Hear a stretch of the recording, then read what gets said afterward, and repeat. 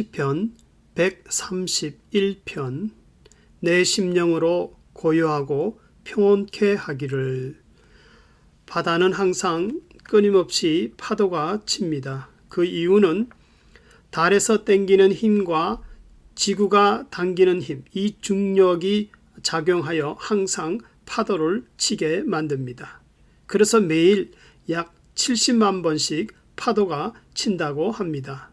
이처럼 우리 인간의 마음도 세상의 유혹과 여러 가지 일들 때문에 항상 마음에 파도가 끊임없이 일어나고 있습니다. 그래서 옛말에 가지 많은 나무에 바람 잘 날 없다고 하는 것처럼 많은 일들은 쉼없이 바람을 일으킵니다. 그러나 성도들의 삶은 이런 바람을 잠재우며 살아야 합니다. 본 시편에서 다윗은 일생이 파란만장하고 한편의 드라마와 같은 삶을 살았습니다. 하지만 그런 가운데도 겸손하고 평온함을 유지하였습니다. 다윗은 사울에게 10년 동안 핍박을 받았지만 겸손히 참았고 왕의 자리에 오를 때도 무력이나 인간의 힘이 아닌 하나님의 섭리에 순종하여 이루어졌습니다. 그리고 압살롬에게 쫓겨 다닐 때도 사울 집안의 시므이가 다윗을 저주하고 치욕스러운 말을 하였을 때도 다윗은 하나님이 그렇게 하신 것으로 여기며 그 비난을 피하지 않고 겸손히 참았습니다. 이러한 신앙의 힘은 전적으로 하나님을 의지한 데서 나온 것이었습니다.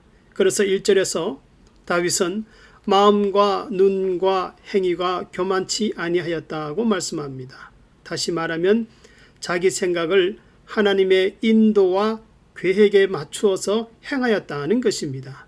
그래서 큰 일과 미치지 못할 기이한 일은 행하지 않았다고 고백하였는데, 한 예로 스스로 성전을 건축하고 싶었으나 나단 선지자를 통하여 하나님이 거절하였을 때에 그는 그 뜻을 순종하였습니다. 다윗도 우리와 똑같은 인간인데 왜 그 마음에 거친 파도와 충돌이 없었겠습니까? 하지만 마음에 일어나는 모든 격동과 인간적인 생각을 진압하고 하나님만 바라보았더니 그의 심령은 어머니 품에서 젖을된 아이와 같이 고요하고 평온하였다고 2절에서 말씀합니다. 다시 말하면 다윗의 영혼이 마치 벙어리가 된 것 같이 be silent, 고요하였다는 것입니다. 성도들이 빠르고 바쁜 생활 속에서 평강을 유지할 수 있는 비결이 있다면 그것은 첫째, 하나님 중심으로 삶의 구심점을 갖고 그 다음은 하나님을 의지하면서 나오는 그 은혜 가운데 잠기는 것입니다. 그래서 어머니 품속에 있는 아이는 넉넉히 젖을 먹었으므로 만족하겠지만은 그러나 무엇보다도 그 아이는 자신의 어머니를 소유하고 있다는 사실에 더욱 만족을 느낍니다. 이처럼 성숙한 성도는 세상의 것이 많아짐으로 만족하는 것이 아니라 하나님의 은혜를 소유함으로 더욱 만족해야 합니다. 결국 이런 하나님의 은혜, 하나님의 주권 속에서 성도들은 자신의 삶을 펼침으로 때때로 기쁘고 감사한 일들이 생기는 것입니다. 과거 미국에서 남북전쟁이 한참 진행 중이었던 1862년 메릴랜드 주에서 북군 병사 한 사람이 남군 병사 한 사람을 조준하여 총을 쏘려고 하였습니다. 그때 그 남군의 병사는 환한 달빛 아래서 찬송을 부르고 있었습니다.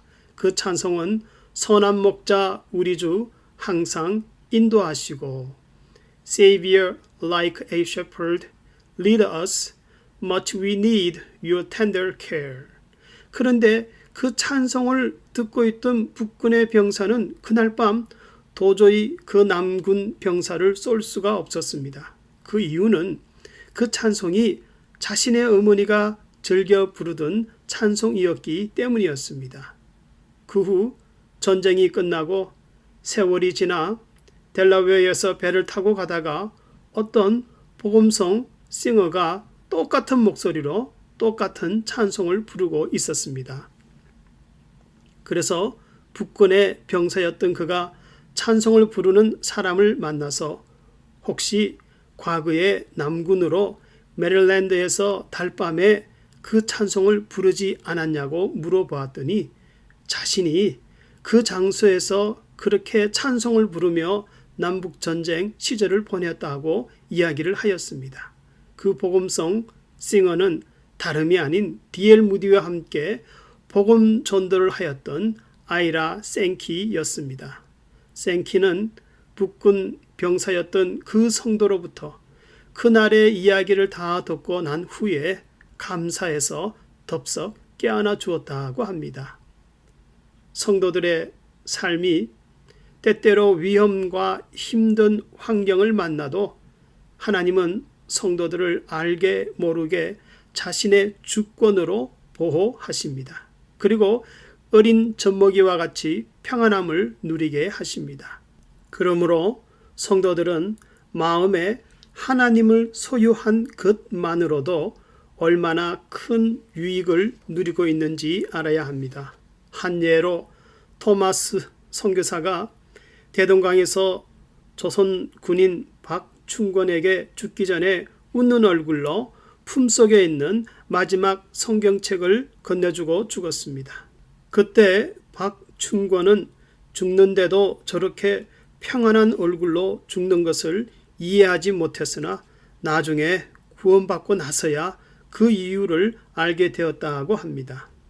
다윗은 하나님을 의지하여 체험한 은혜가 많았습니다.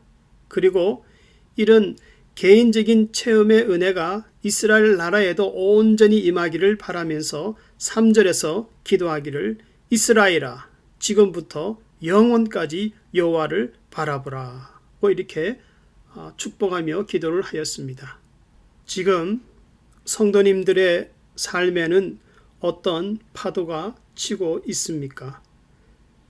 그러나 자신의 눈을 험난한 파도가 아닌 구원을 베푸시는 하나님께 향할 수 있기를 바랍니다.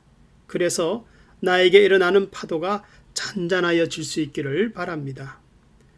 내 심령으로 고요하고 평온케 하기를.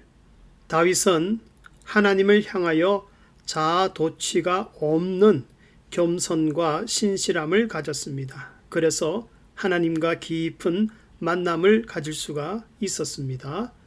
이러한 주의 평강과 은혜가 저희들에게 충만할 수 있기를 주의 이름으로 축원합니다.